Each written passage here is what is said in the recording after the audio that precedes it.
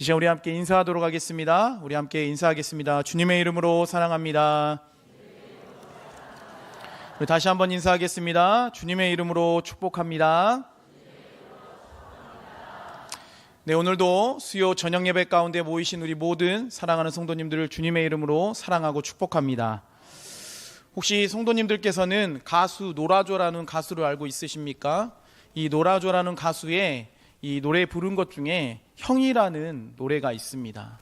그 형이라는 노래에는 가사가 이렇게 쓰여져 있습니다.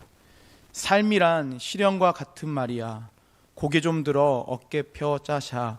형도 그랬단다. 죽고 싶었지만 견뎌보니 괜찮더라. 마음껏 울어라. 억지로 버텨라. 내일은 내일에 해가 뜰 테니.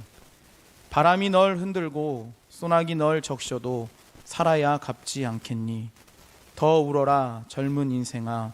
저도 괜찮아. 넘어지면 어때.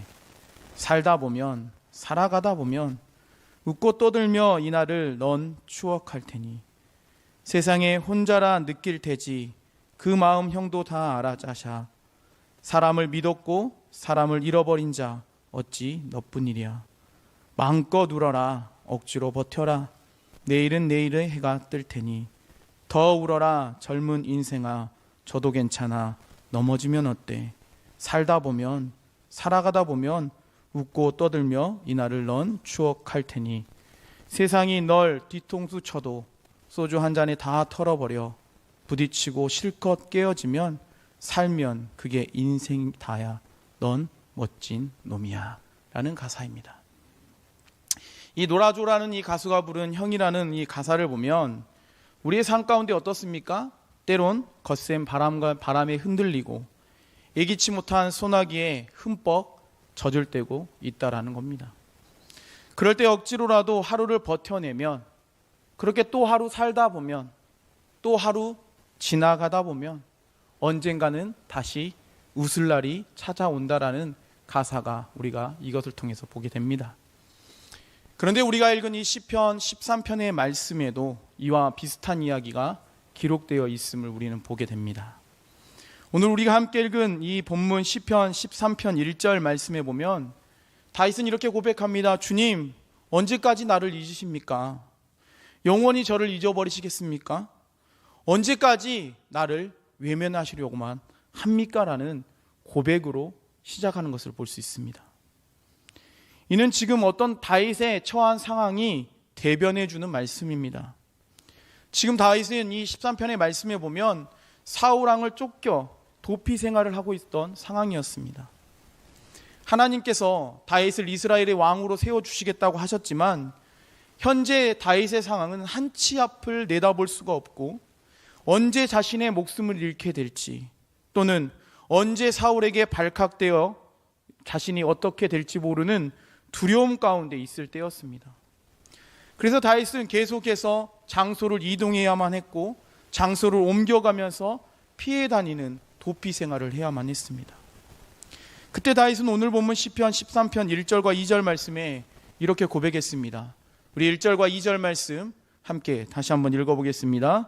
여호와여 어느 때까지니까 나를 영원히 잊으시나이까. 주의 얼굴을 나에게서 어느 때까지 숨기시겠나이까.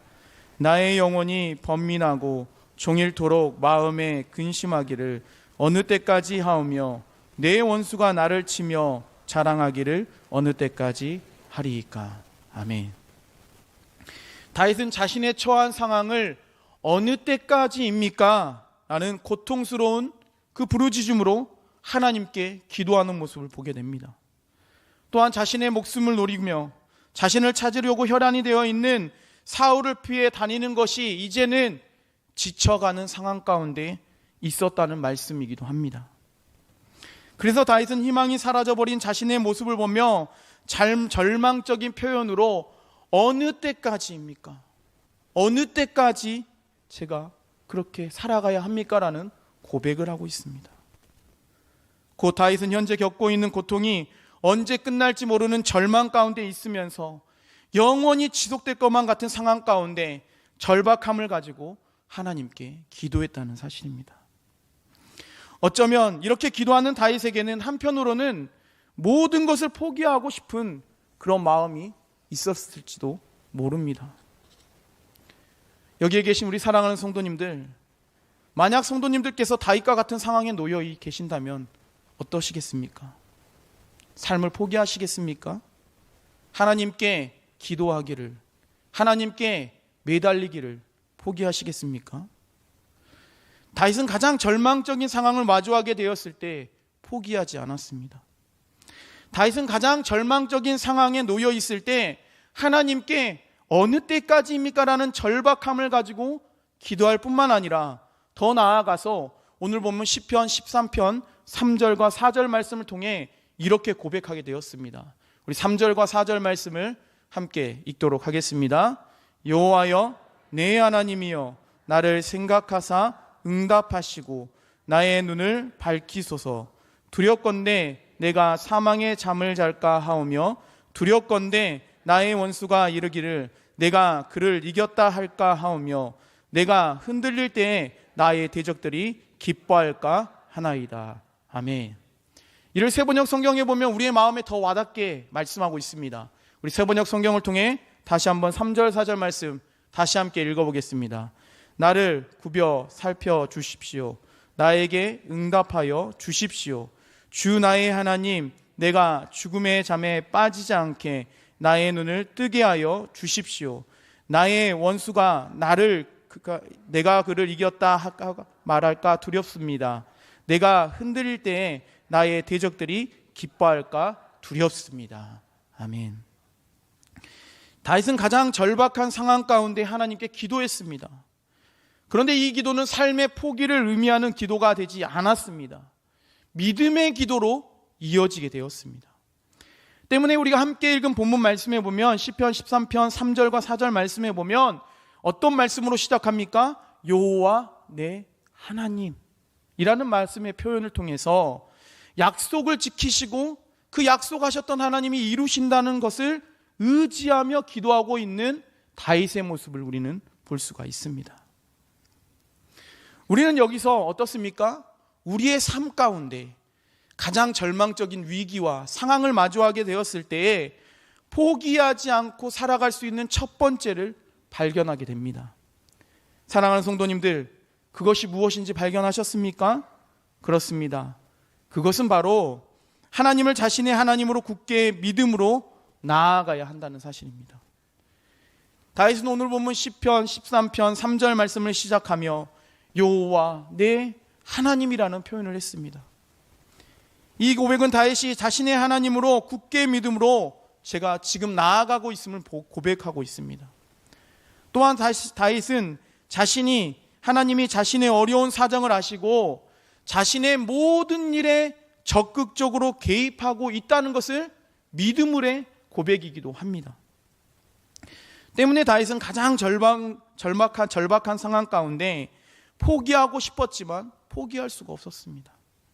오히려 내 하나님이라고 고백하며 굳게 붙들고 기도하며 나아갈 수가 있었습니다. 그런데 사랑하는 성도님들, 다윗이 이렇게 믿음으로 고백하며 그렇게 하나님을 붙들고 하나님을 믿음으로 고백하며 나아가는 다윗의 삶에 변화가 찾아왔다고 오늘 말씀에 기록되어 있습니까? 그렇지 않습니다. 다윗은 하나님을 내 하나님으로 고백하며 그렇게 믿음으로 의지하며 기도했지만 정작 당장 자신의 삶에는 아무런 변화가 없었습니다.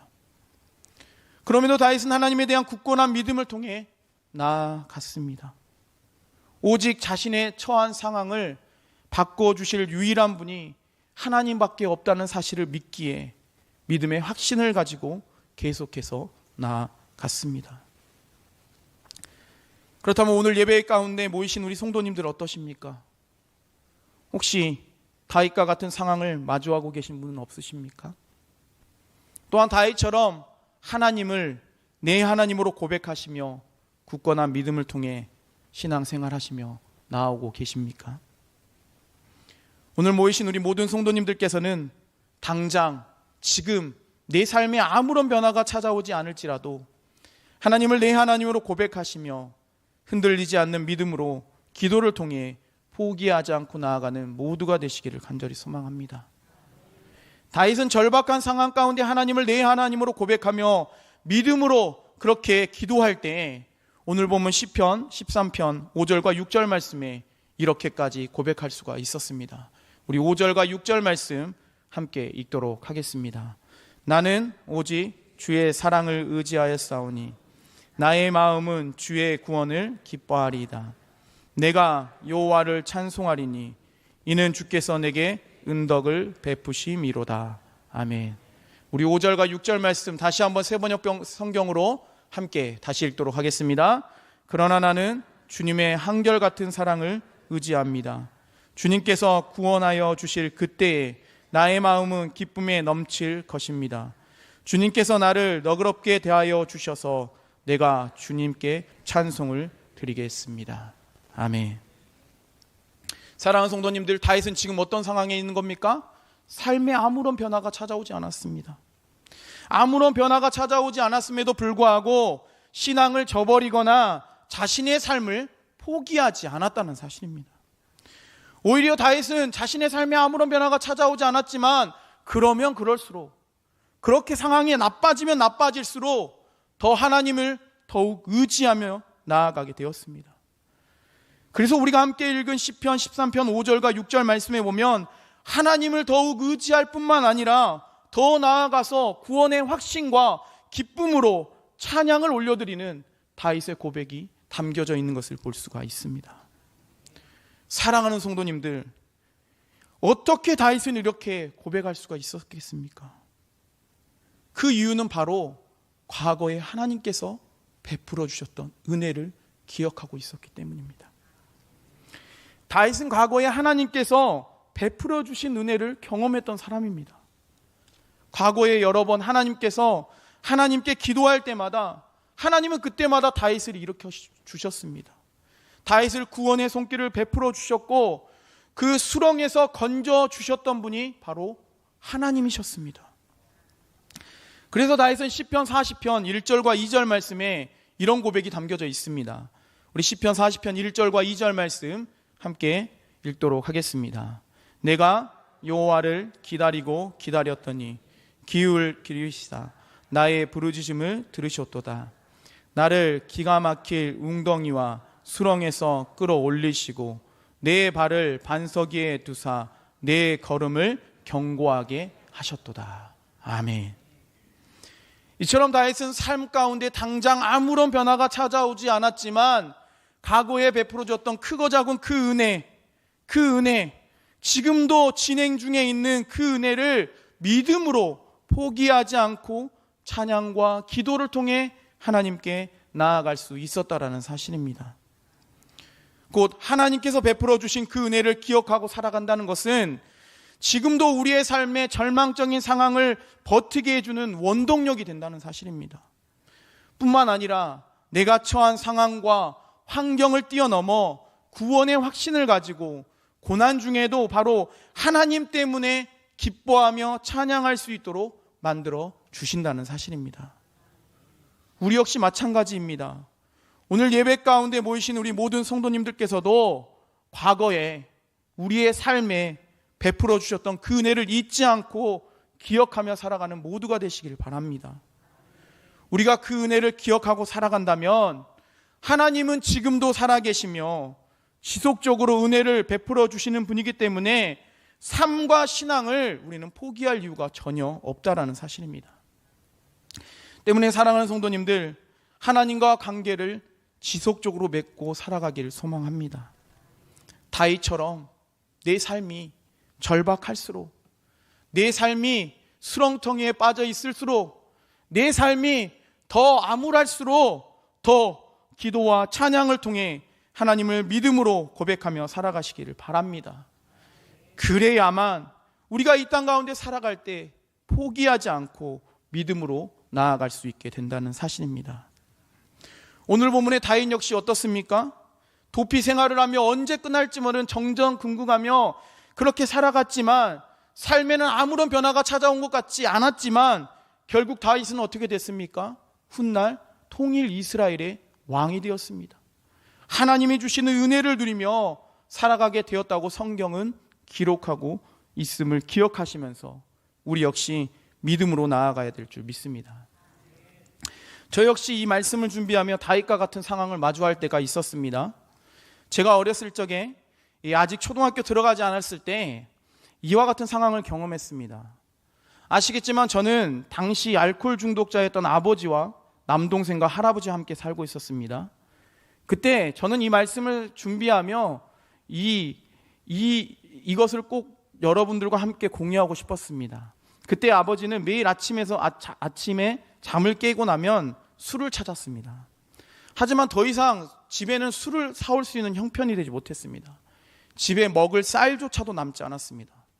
그럼에도 아버지는 저와 동생을 닥달하며 술을 사오라고 했습니다.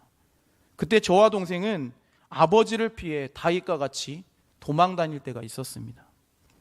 때로는 아버지가 술을 사오라고 하면 동네에 있는 다른 집으로 피해서 숨어 지낼 때가 있었습니다. 때로는 집에 있었던 이 푸세식 화장실 위에 조그만 공간이 있었습니다. 그 공간에서 잠을 청하며 아버지가 술에서 깨어있는 시간보다 잠잘 때까지 기다려야만 할 때도 있었습니다. 때론 더 멀리 살고 계시는 고모가 살고 있는 다른 면으로 도망을 가서 숨어 지낼 때가 종종 있었습니다. 1년이고 2년이고 3년이고 그럴 때면 이런 생각이 들었습니다. 이 지옥과 같은 시간이 언제 끝날까라는 생각을 하며 살아갈 때가 있었습니다. 끝이 보이지 않았고 희망이 없었고 그렇게 살아갈 때가 있었습니다. 그러나 초등학교 4학년 때부터 다녔던 교회에서 하나님을 알게 되고 하나님을 믿게 되었을 때 끝나지 않을 것 같던 그 고통의 시간이 지나오 보니까 추억이 되었습니다. 하나님께 기도하니 하나님께 찬양하니 고통의 그 시간들은 추억이 되었고 내가 겪었던 그 고난의 순간들은 누군가에게 위로가 되었습니다. 또한 중고등학교 시절부터 기도와 찬양을 통해 나아갈 때 하나님께서는 은혜를 베풀어 주셔서 그 은혜 때문에 매일매일 마주할 때마다 삶 가운데 포기하고 싶은 순간마다 다시 기도하고 찬양하며 결국은 하나님이 주신 은혜로 살 수가 있었습니다. 그러면서 우리 성도님들과 함께 우리가 절망 가운데 포기하지 않고 하나님께 믿음으로 나아가며 이와 같은 찬양의 고백을 했으면 좋겠다라는 생각이 들었습니다. 함께 찬양하기를 원합니다.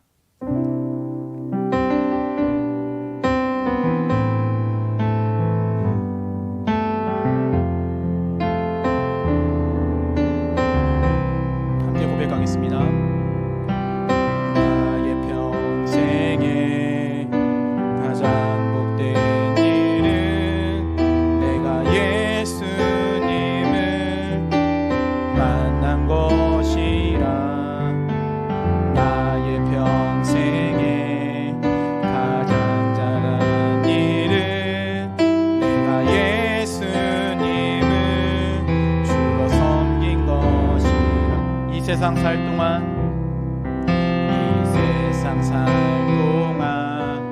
내가 걷는 길이 때론 험하여서 넘어질 대로 주의 강한 손이 나를 붙드시니 나는 예수님만 주로 섬기며 함께 고백할까요? 나는 주를 섬기는 것에 후회가 없습니다. 내가 걸어온 모든 시간 다 주의 은혜니 내가 걸어갈 모든 날도 주만 섬기며 살리. 오직 예수 이름 부르며 살아가리라. 나는 주를 섬기는 것에 후회가 없습니다. 내가 걸어온 모든 시간 다 주의 은혜니 내가 걸어갈 모든 날도 주만 섬기며 살리. 오직 예수 이름 부르며 살아가리라. 이것이 나의 간증이요, 이것이 나의 찬송일세. 나 사는 동안 끊임없이 구주를 찬송하리로다.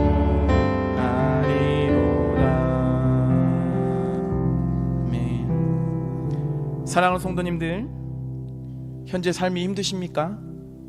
지금 내 환경과 상황 가운데 포기하고 싶고 포기하게 만드는 것들이 있으십니까?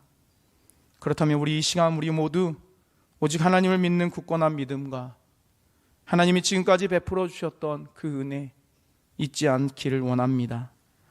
또한 지금도 우리가 느끼고 있든지 느끼지 못하든지 하나님은 여전히 우리에게 은혜를 베풀어 주시는 분이라는 사실을 믿음으로 살아가는 모두가 되시기를 간절히 축원합니다.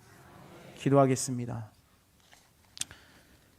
살아계셔서 우리 가운데 역사하시는 하나님 아버지, 오늘도 수요 저녁 예배 가운데 하나님의 말씀을 통해 우리가 하나님의 말씀을 듣게 하시고 은혜 받게 하신 하나님 감사합니다.